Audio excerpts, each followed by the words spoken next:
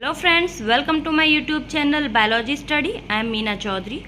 हमारा चैप्टर चल रहा था बायोटेक्नोलॉजी एंड इट्स एप्लीकेशंस, तो जिसके हमने लगभग सभी पार्ट्स कंप्लीट कर लिए हैं। आज हमारा लास्ट पार्ट है और इसी के साथ आज हमारा चैप्टर कंप्लीट हो जाएगा। तो आज हम पढ़ने वाले हैं एथिकल इश्यूज। एथिकल इश्यूज में जो एथिक्स हैं, इसका क्या मतलब है कि सेट ऑफ प्रिंसिपल्स या फिर स्टैंडर्ड, यानी कि कुछ ऐसे प्रिंसिपल या स्टैंडर्ड सेट किए जाते हैं जिससे कि क्या होगा, जो हमारी बायोडाइवर्सिटी है उसमें कुछ रूल्स एंड रेगुलेशंस बनाई जाती हैं, ठीक है, ताकि जो लिविंग ऑर्गेनिजम्स हैं जिनका हम लोग यूज़ कर रहे हैं, हमारी जो बायोटेक्नोलॉजी है उसके अंदर उनका मिसयूज़ ना हो। तो इसीलिए कुछ जो एथिक्स हैं वो सेट किए गए हैं, कुछ जो स्टैंडर्ड हैं, प्रिंसिपल्स हैं वो बनाए गए हैं, ठीक है। तो एथिकल इश्यूज़ में हम 3 टर्म के बारे में पढ़ेंगे। एक तो हम पढ़ने वाले हैं bio ethics, second bio patent and third हम पढ़ेंगे बायो पायरेसी। तो बायो एथिक्स क्या होता है? सेट ऑफ प्रिंसिपल्स या फिर सेट ऑफ स्टैंडर्ड्स, कुछ रूल्स एंड रेगुलेशंस, ठीक है। लेकिन जो बायो है उसका मतलब क्या है? बायोलॉजी के अंदर, यानी कि जैसे हम लोग बायोलॉजी में RDNA करते हैं, रिकॉम्बिनेंट DNA टेक्नोलॉजी का यूज़ करते हैं, जेनेटिक इंजीनियरिंग का यूज़ करते हैं, तो वो आ जाते हैं बायो एथिक्स के अंदर। तो जो RDNA, इसका क्या मतलब हुआ? जैसे animals use for various research purposes, यानी कि जिन एनिमल्स का हम यूज़ करते हैं डिफरेंट जो रिसर्चेज हैं उनके लिए, ठीक है। तो जो लिविंग बींग्स के साथ हम लोग डील कर रहे हैं, इसका मतलब क्या है? Bio ethics. तो जो बायोलॉजी है उसके अंदर हम लोग क्या करते हैं, जैसे RDNA टेक्नोलॉजी है, तो RDNA टेक्नोलॉजी में हम क्या करते हैं, कुछ जो हमारा जीन ऑफ इंटरेस्ट है उसको हम क्या करते हैं, इंसर्ट करते हैं अदर ऑर्गेनिजम्स की सेल में, ठीक है। तो अब जो जीन है वो क्या करता है, हमें कुछ प्रोटीन के लिए कोड करता है, ठीक है। अब वो कुछ प्रोटीन्स को कोड कर रहा होता है, लेकिन बाई चांस ऐसा भी हो सकता है कि वो जो प्रोटीन के लिए कोड कर रहा है वो कोई टॉक्सिक सब्सटेंस प्रोड्यूस कर दे, ठीक है, जिसकी वजह से क्या होगा, जो एनिमल है वो सफ़र करेगा, उसको प्रॉब्लम होगी क्योंकि उसमें टॉक्सिसिटी प्रोड्यूस हो जाएगी ना। उसी तरह जैसे हम लोग क्या करते हैं, वैक्सीन सेफ्टी, जो हमने लास्ट वीडियो में पढ़ा था, वैक्सीन सेफ्टी के लिए भी हम लोग पहले जो ऑर्गेनिजम्स हैं, अदर एनिमल्स हैं, उनका यूज़ करते हैं। उसके बाद हम लोग जो ड्रग्स हैं उनकी टॉक्सिसिटी को भी जांचने के लिए हम क्या करते हैं, लिविंग ऑर्गेनिजम्स का, अदर जो एनिमल्स हैं उनका यूज़ करते हैं, जिसकी वजह से क्या होता है, जो एनिमल्स हैं वो सफ़र करते हैं, उनको प्रॉब्लम होती है। तो इसी वजह से क्या हुआ, एक संस्था बनाई गई GEAC, यानी कि जेनेटिक इंजीनियरिंग अप्रूवल कमेटी। ये क्या करती है, रूल्स एंड रेगुलेशंस बनाती है, ठीक है, और डिसीज़न लेती है कि जो डिटी है, जेनेटिकली जो मॉडिफाइड रिसर्चेस हैं, ठीक है, उनको करना चाहिए या फिर नहीं, उनके क्या साइड इफ़ेक्ट्स हैं, उनकी जो जेनेटिक मॉडिफाइड ऑर्गेनिजम्स हैं उनका यूज़ करें या नहीं, उनका क्या इफ़ेक्ट हो सकता है, उनका मिसयूज़ हो सकता है कि नहीं है, इन सब को जांचने का काम कौन करती है? GEAC। तो ये तो हो गया बायो एथिक्स, ठीक है। सेकंड हम क्या देखने वाले थे, बायो पेटेंट। बायो पेटेंट क्या होता है? एक राइट होता है, ठीक है। जैसे कोई भी पीपल है या फिर कोई भी इंडिविजुअल या फिर कोई कंपनी है, उसके पास कुछ जो प्रोडक्ट है, उसने अगर रिसर्च करके वो प्रोडक्ट उसने बनाया है ना, उस पर उसी का अधिकार है, उसी का राइट है, ठीक है। वही उसको क्या कर सकता है, बनाएगा, मेक करेगा और उसको सेल करेगा, यानी कि उसको बेचने का काम भी किसका रहेगा? उसी इंडिविजुअल या फिर कंपनी का होगा जो उसको बना रही है। तो ये क्या मिल जाता है, उस कंपनी को पेटेंट मिल जाता है, इसी को बोलते हैं पेटेंट। तो पेटेंट का क्या मतलब है कि विदाउट परमिशन, उस इंडिविजुअल या फिर उस कंपनी की बिना परमिशन के जो अदर लोग हैं, अदर जो कंपनी है, वो उस चीज़ का, उस जो प्रोडक्ट है उसका इस्तेमाल नहीं कर सकती है या फिर उसको नहीं बेच सकती है, क्योंकि उस पर क्या होता है, उसी जो इंडिविजुअल या कंपनी का अधिकार होता है जिसने उसको बनाया है या फिर उसने पेटेंट करवा लिया है उसके ऊपर।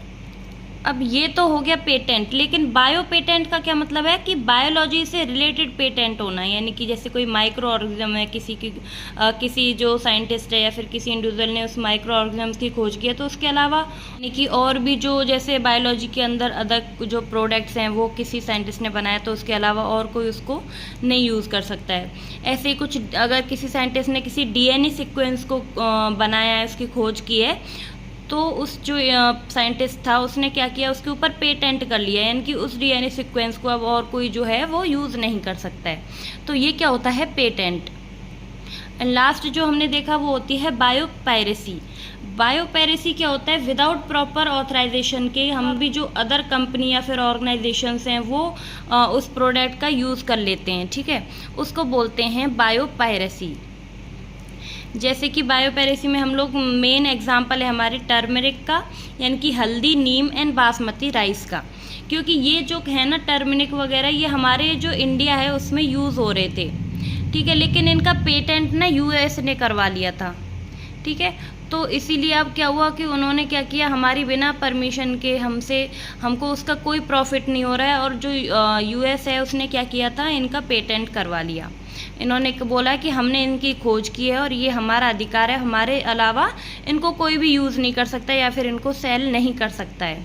तो ये होता है बायोपायरेसी। तो एक बार मैंने आपको पूरा बता दिया इसके अंदर हम क्या क्या पढ़ने वाले हैं एथिकल इश्यूज़ में। अब हम लोग स्टार्ट करते हैं हमारी एनसीईआरटी रीडिंग से। The manipulation of living organisms by the human race can not go on any further without regulations. Some ethical standards are required to evaluate the morality of all human activities that might help or harm living organisms. तो अब क्या हुआ, जैसे कि living organisms हैं उनमें जो manipulations हो रहा है, यानी कि उनके डीएनए वगैरह में जो भी चेंज हो रहा है, अल्टर हो रहा है, तो ये जो मैनिपुलेशंस हैं लिविंग ऑर्गेनिजम्स के अंदर, जो अदर लिविंग एनिमल्स वगैरह है ना, उनको हमने अब क्या करना है, कंट्रोल करना है, ठीक है, जो भी हम लोग मैनिपुलेशन कर रहे थे उनके डीएनए के अंदर। Some ethical standards are required to evaluate the morality of all human activities that might help or harm living organisms.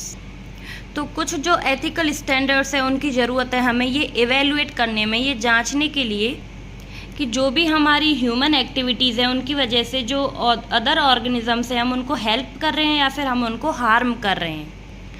तो जैसा कि मैंने आपको बताया था कि हम लोग हेल्प कैसे करते हैं, कोई भी प्रोटीन वगैरह है हम लोग उनको बनाने के लिए हम क्या करते हैं, उनमें आरडीएनए टेक्नोलॉजी का यूज़ करते हैं, ठीक है। तो अगर वो प्रोटीन कोई टॉक्सिक सब्सटेंस में बदल रहा है तो उससे क्या हो रहा है, उस एनिमल को हार्म हो रहा है, ठीक है। तो ये हमें जांचने की ज़रूरत है कि हम उस जो ऑर्गेनिज्म है उसको हेल्प कर रहे हैं या फिर उसको हार्म कर रहे हैं। Going beyond the morality of such issues, the biological significance of such things is also important. अब जो ये इश्यूज़ हैं तो अगर इन जो इश्यूज़ हैं इनकी नैतिकता या फिर मॉरलिटी को छोड़ दिया जाए, ठीक है, पीछे छोड़ दिया जाए, तो इनसे आगे क्या देखा जाए कि जो ये थिंग्स हैं इनके जो बायोलॉजिकल सिग्निफिकेंस हैं वो भी बहुत इम्पॉर्टेंट हैं। Genetic modifications of organism can have an unpredictable result when such organisms are introduced into the ecosystem. तो ऐसे ऑर्गेनिजम्स को अगर हम इन इकोसिस्टम में इंट्रोड्यूस करेंगे तो हम सोच भी नहीं सकते हैं कि किससे कैसे रिजल्ट मिल सकते हैं, ठीक है, इनसे क्या क्या रिजल्ट हमको मिल सकते हैं। Therefore, the Indian government has set up organizations such as GEAC, Genetic Engineering Approval Committee, which will make decision regarding the validity of GM research and the safety of introducing GM organisms for public services. तो GEAC क्या है, एक ऐसी संस्था है जो क्या करती है, रूल्स एंड रेगुलेशंस बनाती है, फिर डिसीजन लेती है किन के अकॉर्डिंग, वैलिडिटी के अकॉर्डिंग। किसकी वैलिडिटी, जो GM यानी कि जेनेटिकली मॉडिफाइड ऑर्गेनिजम्स हैं उनकी रिसर्च के अकॉर्डिंग, कि उनके जो GMO हैं या फिर जेनेटिकली मॉडिफाइड ऑर्गेनिजम्स हैं उनकी जो वैलिडिटी है, उनके इफ़ेक्ट हैं, यूज़ हैं, उन सब के अकॉर्डिंग क्या करती है, ये डिसीज़न लेती है। एंड ये जो GEAC है ये क्या करती है, वेरीफाई करती है कि जो जेनेटिकली मॉडिफाइड ऑर्गेनिजम्स हैं जिनको हमें पब्लिक सर्विसेज या फिर हम उनको यूज़ में लाना है वो सेफ़ हैं या फिर नहीं हैं, ठीक है। The modifications uses of living organs for public services as food and medicine source, for example, has also created problem with patent granted for the same. तो जो लिविंग ऑर्गेनिजम्स हैं उनको मॉडिफाइड करके हम लोग क्या कर रहे हैं, पब्लिक सर्विसेज के लिए यूज़ कर रहे हैं। पब्लिक सर्विसेज में आ जाते हैं फूड, मेडिसिन। ये जो लिविंग ऑर्गेनिजम्स हैं इनको हम लोग पब्लिक सर्विसेज में लेके आ रहे हैं, ये कुछ प्रॉब्लम्स भी क्रिएट करते हैं पेटेंट्स के अकॉर्डिंग। इनकी कुछ पेटेंट वगैरह की वजह से क्या होता है, इनमें कुछ प्रॉब्लम्स भी आती हैं, वो हम देखेंगे अब आगे। There is growing public anger that certain companies are being granted patent for products and technologies that make use of the genetic materials, plant and other biological resources that have long been identified, developed and used by farmers and indigenous peoples of a specific region, country. तो अब इन patent की वजह से क्या होता है, लोगों में एंगर होता है, गुस्सा भी होता है, क्योंकि क्या होता है, जैसे पेटेंट का मतलब मैंने आपको क्या बताया था कि पेटेंट होता है एक अधिकार या फिर राइट। जैसे किसी इंडिविजुअल ने कुछ बना दिया, कोई प्रोडक्ट बना दिया, तो उसके ऊपर उसी का अधिकार है, ठीक है। अब वही अगर चाहे तो उसको बेच सकता है या फिर उसको बना सकता है, लेकिन किसी और को ये अधिकार नहीं है कि वो उनको बेच सके। तो अब लोगों में इसकी वजह से गुस्सा क्यों हो रहा है, क्योंकि क्या हुआ है कि कुछ जो कंपनीज़ हैं उन्होंने क्या किया है, जो पहले से ही बनी बनाई जो कुछ जेनेटिक मटेरियल या फिर प्लांट्स या अदर जो बायोलॉजिकल रिसोर्सेज हैं, जो कि पहले से ही जांचे जा चुके हैं या फिर उनको यूज़ किया जा चुका है, डेवलप किया जा चुका है, वो भी किसी जो फार्मर्स हैं या फिर किसी जगह पे आदिवासी एरियाज़ में रहने वाले लोग हैं ना, उनमें वो क्या होता है कि उस चीज़ को अच्छे से जानते हैं, समझते हैं और उनको बहुत टाइम से यूज़ करते आ रहे हैं। लेकिन उनमें क्या है, नॉलेज की कमी होने की वजह से और कुछ फाइनेंशियल प्रॉब्लम होने की वजह से उन्होंने उस पर पेटेंट नहीं करवा रखा। तो इसीलिए कुछ बड़ी कंपनीज होती हैं जो फाइनेंशियली रिच होती हैं, वो क्या करती हैं, उनके ऊपर पेटेंट कर लेती हैं और अपना अधिकार जमा लेती हैं, ठीक है। तो इसकी वजह से लोगों में गुस्सा है कि जो पहले से ही चीज़ें बनी हुई थी, जिनको वो जानते हैं और बहुत टाइम से यूज़ करते आ रहे हैं, उनके ऊपर पेटेंट करवा लेती हैं कुछ कंपनीज, ठीक है। Rice is an important food grain, the presence of which goes back thousands of years in Asia's agriculture history. तो जिसका एक एग्जाम्पल क्या है, राइस, ठीक है।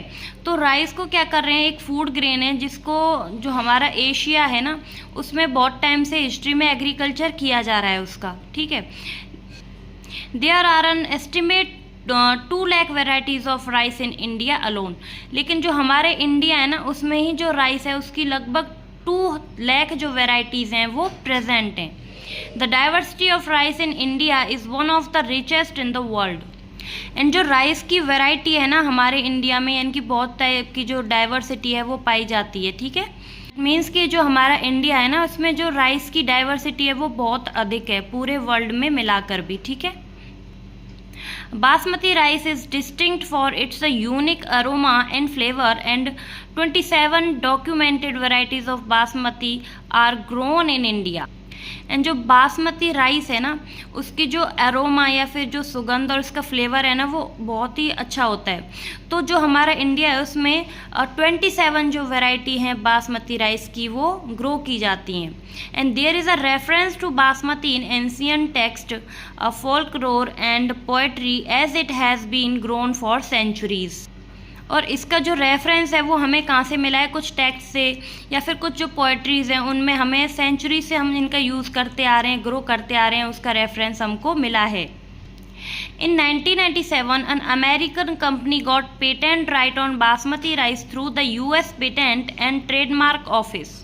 लेकिन 1997 में क्या हुआ, जो अमेरिकन कंपनी है ना, उसने उस बासमती राइस के ऊपर पेटेंट हासिल कर लिया, ठीक है। कहाँ से, US patent and trademark office से। This allowed the company to sell a new variety of basmati in the US and abroad. तो इसकी वजह से क्या हुआ, जो यूएस कंपनी थी उसको परमिशन मिल गई कि वो न्यू जो वेराइटीज़ हैं बासमती की उनको सेल कर सकती है यूएस में भी और जो विदेश हैं उधर भी। This new variety of basmati had actually been derived from Indian farmers variety. And जो ये न्यू वेराइटी थी बासमती की, ये इन्होंने कहाँ से डिराइव की थी, कहाँ से बनाई थी, जो इंडियन फार्मर्स हैं हमारे उनकी वजह से, उन्हीं से, ठीक है। यानी कि उन्होंने चुरा लिए हमारे ही इंडिया से। Indian basmati was crossed with the semi-dwarf varieties and claimed as an invention or a novelty. उन्होंने क्या किया, जो इंडियन बासमती था ना, उसी की जो सेमी ड्वार्फ वैरायटीज़ थी उन्हीं को हाइब्रिडाइजेशन करके एक न्यू वैरायटी बना ली, ठीक है। तो इसका मतलब क्या हुआ, हुई तो वो इंडिया की ना, क्योंकि जो इंडियन बासमती राइस की वैरायटीज़ थी उन्हीं को क्रॉस करवा के उन्होंने क्या बना ली, न्यू वैरायटी बना ली, ठीक है। तो इससे तो उनसे ऐसा तो नहीं हो गया कि उस पर जो यूएस कंपनी है उसका अधिकार हो गया, क्योंकि थी तो ये हमारी इंडिया की ना। The patent extend to functional equivalents, implying that other people selling basmati rice could be restricted by the patent. अब इससे क्या हुआ, जब यूएस ने क्या किया, पेटेंट ले लिया इसके ऊपर, तो जो अदर ऑर्गेनाइजेशंस हैं या फिर जो और पीपल्स हैं ना, वो इस जो बासमती राइस है इसको सेल नहीं कर सकते, ठीक है, उनके ऊपर पाबंदी लगा दी गई। Several attempts have also been made to patent uses products and processes based on the Indian traditional herbal medicines, example turmeric, नीम।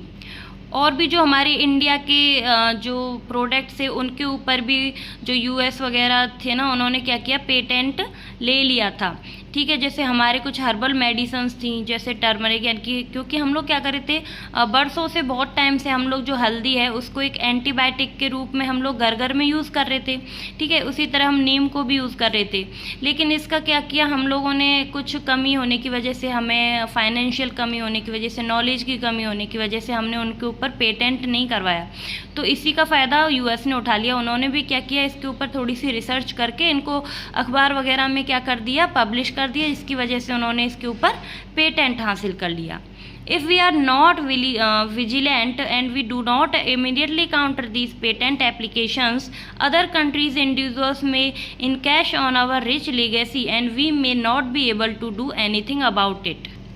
तो अगर अब भी हम सतर्क नहीं हुए, ठीक है, और अगर हमें इनका विरोध नहीं किया, तो फिर क्या होगा, ऐसे ही जो अदर कंट्रीज़ हैं ना, वो हमारे जो प्रोडक्ट्स हैं उनको छीन लेंगे और उनके ऊपर पेटेंट हासिल कर लेंगी, ठीक है, जो कि बहुत ही नाइंसाफ़ी होगी हम लोगों के साथ।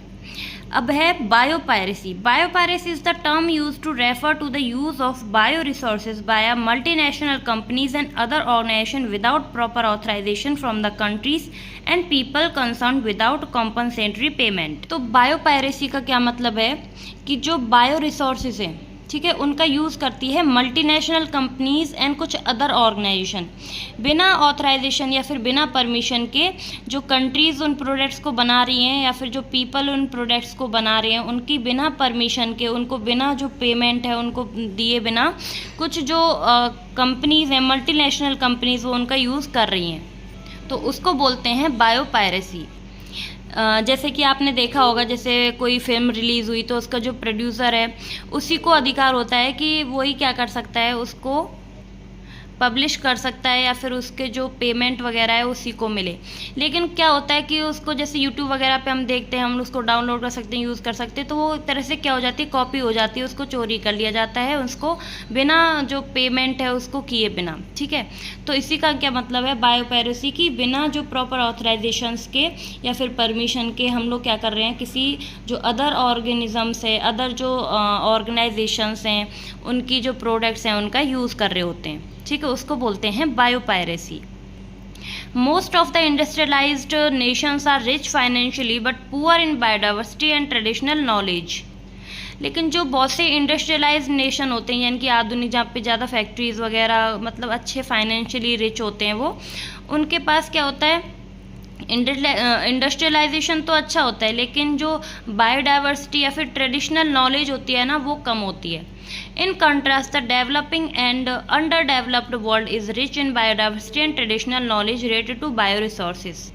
लेकिन जो हमारे अंडर डेवलप या फिर जो डेवलपिंग कंट्रीज़ हैं, उनमें क्या होता है, जो बायोडाइवर्सिटी है वो तो अच्छी होती है, ट्रेडिशनल नॉलेज भी अच्छी होती है बायो रिसोर्सेज से रिलेटेड, लेकिन उनके ऊपर जो पैसे वगैरह हैं उनकी कमी होती है, ठीक है।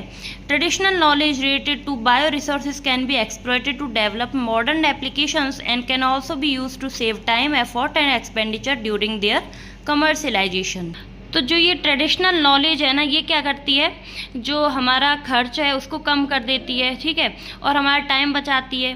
तो इसीलिए क्या होता है, जैसे हमें इनको पहले से ही पता होता है, जिस चीज़ के बारे में नॉलेज होती है उसको ईजीली ये लोग क्या कर सकते हैं, उन एप्लीकेशंस को डेवलप कर सकते हैं, ठीक है।